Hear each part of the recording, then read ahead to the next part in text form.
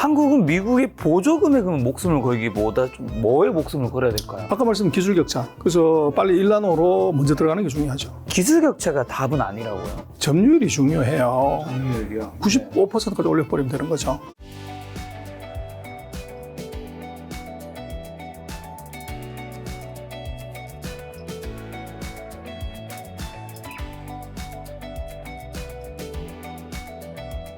미국 반도체 보조금의 유혹을 우리나라가 경계해야 된다고요? 뭔가 보조금 생각했을 때는 뭐 좋을 것 같은데 왜 또 경계해야 그런 말이 있습니다.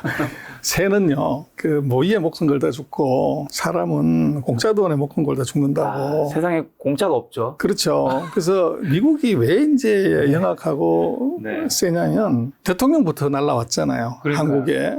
근데 왜 왔냐면 반도체 공장 지라는 거죠. 네. 그래서 지면 잘해줄게, 세금도 깎아주고 뭐 그러는데 이 땅 사가지고 말뚝 치고 시멘트 콘크리트 이제 붙는 순간에 그때 잠깐 우리 보조금 527억 불 주긴 주는데 그 조건이 세 가지가 있어. 요거 사인 안 하면 보조금 못 받는다. 이미 우리 땅 사가지고 말뚝 쳤고 콘크리트 붓고 있는데 빼도 박도 못 하는 거죠. 그때 뭔 얘기냐, 세 가지를 하죠. 첫 번째는 정보 접근권. FBI나 CIA가 국가 안보를 이유로 라인을 좀 보자 그러면 다 보여줘야 된다. 근데 저는 뭐 반도체 애널리스트를 오래 했었지만 삼성이나 하이닉스의 그 라인에 들어가 본 적이 없어요. 안 넣어줘요. 그건 보여주는 게 아니에요. 네네네. 근데 그 라인 다 보자. 그리고 자료 내놔라 그러면 다 줘야 된다는 얘기인데 그럼 그 자료가 기업의 기밀이 인텔이나 다른 미국 회사한테 안 넘어간다는 보장을 못 하죠. 그렇죠. 두 번째는 보조금을 우리가 줬기 때문에 이익 나면 갈라먹어야 된다.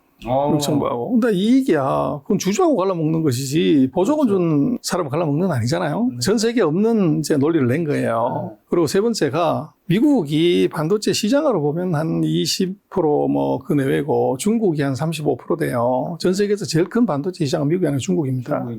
근데 중국에 공장 짓지 마라. 있는 거 증설하지 마. 그 세 가지 조건이 들어가 있어요. 되게 센데요? 그래서 이게 공짜가 아니라는 거죠. 그래서 그 얘기는 무슨 얘기냐면 거기서 보조금 얼마 받고서 공장 짓는 건 좋은데 짓고 나면 기술 거지가 될 수는 위험이 있죠. 기술이 다 털릴 위험이 있단 말이에요. 우리 이익 나면 갈라 먹어야 되고 그리고 제일 큰 시장은 포기해야 되고 그건 말이 안 되죠. 그래서 첨단 기술에 있어서는 미국하고 중국 차이가 없어요. 그리고 생각을 해보면 아니 미국이 장사하기 좋고 생산하기 좋고 돈 되면 아니 인텔이 왜 아시아에 공장을 짓고 마이크론이 왜 아시아에 공장을 짓냐는 거 미국이 안 짓고 그 생각을 해보면 반도체는 365일 24시간 공장을 돌려야 돼요.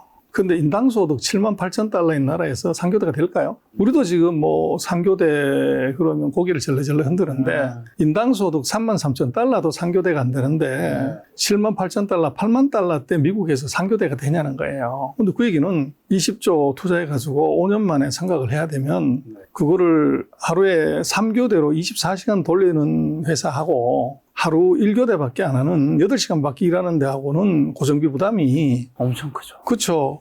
세 번으로 돌리면 3분의 1로 줄어드는데 한 번만 돌리면 3배가 늘어나는 거죠. 대만은 360을 24시간 돌리니까 고정비 부담이 3분의 1로 줄어드는데 미국은 한국이나 대만에 비해서 고정비 부담이 1교대밖에 못하면 3배가 더 늘어나는 거고 2교대 한다고 해도 이제 3분의 2만큼 밖에 못하는 거죠. 그렇게 하면 고정비 부담이 무지 커지니까 돈이 안 되는 거지. 그래서 그게 미국의 왜 공장이 없냐? 이 이유는 바로 거기에 있죠. 근데 거기다 보조금 준다고 거기 가서 공장 지으면 되냐? 뭐 책을 봐야 되는 이유는 답이 없을 때 책 보는 거잖아요.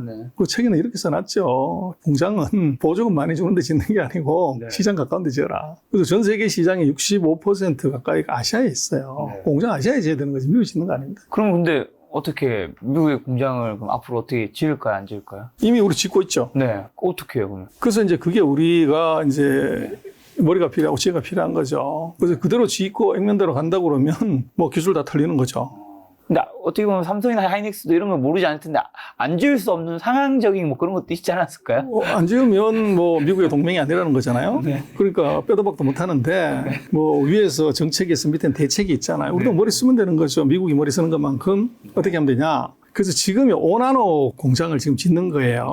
근데 그 공장 지으려면 2년 반 걸려요. 그리고 삼성도 그렇고 TSMC도 그렇고 공장을 뭐 밤낮을 가리지 않고 짓는다고 언론에 나오죠. 근데 왜 그렇게 밤낮을 가리지 돈 안 들 건데 그렇게 짓냐고 그러면 어차피 지금 대만도 그렇고 한국도 그렇고 이미 말을 해놨기 때문에 미국의 공장을 지금 안 지으라고 얘기할 수 없어요. 근데 문제는 527억 불을 주는데 1차 년도에 보조금이 거의 43%인가 그 절반 가까운 돈이 1차 년도에 보조금이 들어가요. 근데 보조금은 소진돼 버리면 못 받는 거예요. 그러니까 먼저 빨리 보조금을 따먹는 게 중요하죠. 그래서 공장을 먼저 지어가지고 43%인가 하는 보조금을 먼저 따먹기 경쟁이 이제 벌어진 거고, 그럼 공장 짓고 나면 어떡할래? 그때부터는 이제 장비 들어가고 생산해야 되는데, 제가 볼 때는 그때 이 장비 반입하고 생산 가동을 늦추는 겁니다. 그래서 그건 이제 어떻게 할 수 있냐면, 지금 반도체 아까 우리 잠깐 얘기했지만, 5나노 이하로 가려면 네덜란드에 EUV 장비가 머스트로 있어야 돼요. 없으면 안 돼. 그게 있어야 만들 수 있는데, 문제는 ASML이 EUV 장비 1년에 한 40대 만들어요. 그것도 뭐 한 대 만드는 6개월 이상 걸리기 때문에.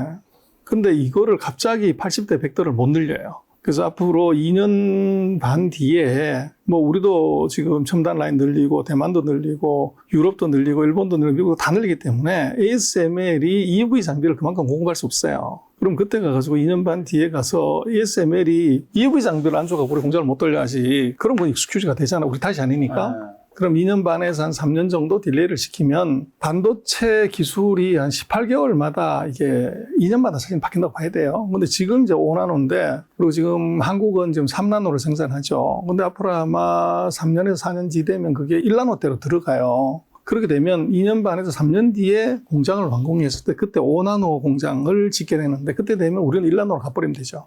그래서 지금 14나노, 10나노, 7나노, 5나노 4단계의 격차가 있는데 5나노, 3나노, 2나노, 1.4나노 마찬가지로 3년에서 4년 뒤에 그 격차를 4단계로 그대로 벌려버리면 지금은 5나노가 첨단이지만 3년 뒤에도 첨단이냐 그렇게 보기 어려워요. 상위 레벨이 나머지 다 잡아오고 그렇죠. 올 테니까. 그래서 이제 우리로서는 공장은 보조금 줄 때 일단 공장은 빨리 짓고 가동은 최대한으로 이제 늦추는 방법, 그래서 기술 이전의 속도를 지연시키는 방법, 그게 우리로서는 지금 선택할 수 있는 최선일 것 같아요. 그런데 죄송하지만 그걸 미국이 모를까요? 근데 그게 합리적인 이유가 있어야죠. 근데 지금 절묘하게 그걸 하려면 EUV 장비가 있어야 되는, 그럼 EUV 장비를 네덜란드가 한국한테 먼저 줘가지고 그걸 미국에 먼저 배치를 시켜야 되는데 뭐 네덜란드 입장에 그럴 이유가 별로 없죠. 한국은 미국의 보조금에 그럼 목숨을 걸기보다 좀 뭐에 목숨을 걸어야 될까요? 아까 말씀드린 기술 격차. 기술 격차. 그렇죠. 그래서 빨리 1나노로 먼저 들어가는 게 중요하죠. 근데 또 한국이 미중의 반도체 전쟁에서 슈퍼 을로 가야 한다고 이제 코멘트 하시면서 초격차 얘기하지만 기술 격차가 답은 아니라고요? 점유율이 중요해요. 점유율이요? 그래서 지금 우리가 메모리에서 75% 가까운 점유율을 갖고 있는데 이걸 95%까지 올려버리면 되는 거죠. 그렇게 하면 좋겠지만 그렇게 그렇죠. 단순한 영역은 아니지 않나요? 그래서 이제 그게 우리 전략이어야 되는데 지금 90% 어떤 아이템에서 90% 넘어가는 건 뭐 마이크로소프트나 인텔이나 뭐 이런 회사들이 하는 것이지 뭐 다른 데들은 시장 점유율 30%만 해도 세계 1등이잖아요. 근데 우리가 정말 천행으로 75%를 왔는데 지금 이번에 반도체 경기가 하강 국면에 들어왔어요. 거기에서 통상 이론적으로는 보면 재고가 많고 경기가 하강하고 적자가 나면 투자를 줄여야죠. 근데 삼성은 투자를 안 줄인다는 거예요. 그리고 감산을 안 한다는 겁니다. 그 얘기는 뭔 얘기냐면 반도체는 생산량이 2배가 되면 원가가 33% 떨어지는 전형적인 학습 효과가 적용이 돼요. 그래서 예를 들면 100만 개 만드는 놈하고 200만 개 만드는 놈 있습니다. 200만 개는 원가가 66이라고 하면 100만 개 만드는 놈은 100이라는 거죠. 그러면 200만 개 만드는 놈 원가를 33을 치더라도 손익분기점이지만 100만 개 만드는 놈은 적자나는 거죠. 예를 들어서 400만 개 만드는 놈 원가가 33이고 200만 개 만드는 건 66이 되고 100만 개 만드는 놈은 100이 되니까 이게 400만 개 만드는 놈이 50으로 가격을 매겨버리면 1등만 이익 나고 2등, 3등은 다 적자가 나죠. 이게 지금 삼성의 전략이 바로 그겁니다. 그래서 지금 뭐 디램 가격 떨어져서 난리 났어. 뭐 저거 어떻게 보란 그러지만 제가 볼 때는 디램 가격은 삼성이 결정하는 것이지 시장이 결정하는 거 아니에요, 지금. 삼성이 전체 마켓에서 50% 가까이를 차지하기 때문에 삼성이 만약에 30% 감산해버린다. 그럼 지금 전 세계가 뭐 디램 공급 광이라고 그러는데 그거 대략 한 10에서 15%거든요. 삼성이 30% 감산을 해버리면 바로 오버캐퍼시티가 이게 쇼티지로 바로 전환이 돼요. 그래서 삼성이 왜 그걸 안 하냐? 지금 캐파를 그대로 가져가면 3등하는 마이크론, 2등하는 하이닉스가 적자가 계속 크게 나죠. 그럼 투자를 전혀 할 수 없어요. 그러면 지금 그 대신 삼성은 계열사한테 돈 빌려가지고 최첨단을 더 지어버려요. 그럼 2년 반 뒤에 캐파를 늘린 경기가 다시 좋아졌을 때 캐파를 늘린 삼성은 점유율이 올라가게 되고 전혀 설비 투자를 하지 않은 두 개 회사는 점유율이 줄어들게 돼 있죠. 이론상으로. 그러면 삼성이 점유율이 올라가는 거죠. 네. 그게 지금 삼성이 노리는데 그걸 우리가 이제 국가적 차원에서 그렇게 해버리면 우리가 굿자를 보이게 되는 순간에 뭐 인텔이든 엔비디아든 우리가 그거 두려워할 필요가 없죠. 그래서 그렇게 하려고 하면은 이제 기업인들의 전략도 필요하고 또 이것은 이제 상대가 미국이기 때문에 그 국가 지도자들의 해안과 결기가 필요해요. 그러다가 3등 죽이려고 그런 전략을 쓰는 건 좋은데 그 중에서 2등하는 우리 편이 자금력이 떨어지거나 이래가 죽어버릴 수도 있거든요. 그래서 그거는 이제 금융기관이 전략적으로 지원을 해야 돼요. 그래서 우리가 반도체를 정말로 이게 세계 패권으로 가져가려면 정부, 기업, 금융 이 세 개가 일치 단결해서 한쪽으로 밀어야 돼요. 근데 이거는 정말로 반도체 역사 40년에 결정적인 이제 우리 기회가 왔는데 이걸 놓치면은 그럼 나중에 후회하게 되죠. 점유율 90% 이상. 근데 지금 소장님 그렇게 말씀해 주셨는데 지금 그럼 삼성의 그 전략은 가능성이 있나요? 어떻게 보세요? 그러니까 두 놈은 지금 설비 투자 안 하는데 삼성은 라인을 새로 짓잖아요. 네. 그래서 점유율이 올라가게 되죠. 2년 반 뒤에 삼성의 점유율 무조건. 하이닉스는 그대로 유지하고 그럼 우리 점유율이 조금 올라가게 되죠. 아무래도. 근데 아예 이제 더 세게 우리가 가야 된다는 거죠. 자, 그럼 중국에 있는 우리나라의 반도체 공장은 좀 어떻게 해야 되나요? 미국에서는 중국에 이제 견제를 하고 있으니까요. 이제 두 가지를 봐야 되는데 하나는 미국 대통령이 계속 해먹을 거냐 이걸 봐야 돼요. 이제 바이든이 막아놨는데 이제 내년에 미국 대통령 선거가 있잖아요. 그렇죠. 그래서 만약에 바이든이 아니고 트럼프가 됐다. 그럼 어떻게 될래? 바이든 정책을 그대로 유지할래? 근데 과거의 전례를 보면 트럼프가 뭐 중국에 대한 제재를 많이 했어요. 그래서 우리도 그렇고 뭐 많은 전문가들이 어떤 사람이 되더라도 대중국 제재나 통제는 바뀔 게 없다. 근데 바이든이 집권하니까 트럼프가 했던 규제나 제재, 통제 정책은 싹 다 무시해버리고 뭐 생각해보시면 바이든이 집권하고 나서 무역, 통상, 보복관세 이런 거 입에 올린 적이 없잖아요. 그래서 기술로 우리는 가겠다, 반도체 봉쇄를 하겠다는 걸로 홀랑 다 뒤집어 버리는 거죠. 근데 이제 트럼프가 만약에 내년에 당선됐다 그러면 지금 바이든이 하고 있는 동맹 전략, 뭐 기술 동맹 이걸 그대로 유지할지 안 할지는 이건 그때 가서 봐야 알아요. 근데 미국의 속성상 아마 전임자가 했던 건 뒤집어 버릴 가능성이 높죠. 그렇게 되면 이제 그런 문제가 나고 최근에 보면 또 웃기는 것이 결국은 누가 적인지 모르는 게 예를 들어서 퀄컴, 우리 핸드폰에 들어가는 칩, 얘들은 62%를 중국에 팔아요. 그리고 브로드컴, 걔들도 이런 통신용 칩은 걔들도 한 30%, 인텔도 한 7%를 중국에 파는데 중국을 막아버리면 예를 들면 퀄컴, 브로드컴, 예를 들어서 인텔이 매출액의 30%에서 60%가 줄게 돼요. 그렇죠. 그래서 어젠가 아ren가 보면은 미국 반도체 협회가 모여가지고 이 미국 정부한테 요구를 해요. 지금보다 더 중국을 반도체 통제하지 마라. 그럼 그 중국 죽기 전에 우리가 먼저 죽는다. 그래서 역으로 기업들이 이제 정부한테 로비를 하는 아주 웃지 못할 해프닝이 벌어진 건데, 그래서 이제 그렇게 보면 돈에 애국심이 없어요.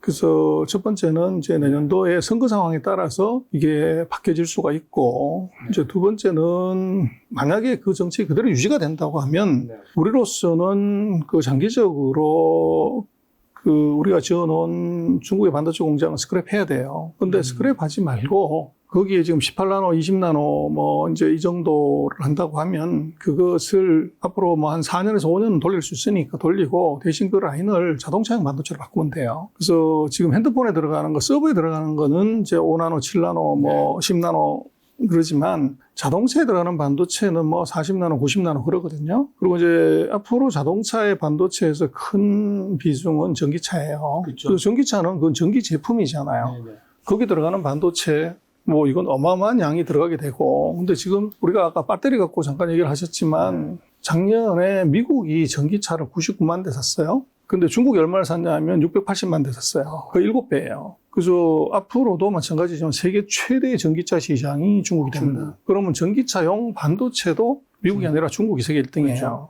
그러면 우리가 거기에 반도체 공장이 있으면 그거를 전력용 반도체, 그러니까 자동차용 반도체로 전환하는 것이 답이죠. 그래서 그거는 그렇게 최첨단 까지 안 필요하지 않기 때문에. 그래서 최악의 경우라고 하면은 공장을 스크랩하는 것이 아니라 전용하는 것, 그게 우리 방법이 될 수 있을 것 같아요.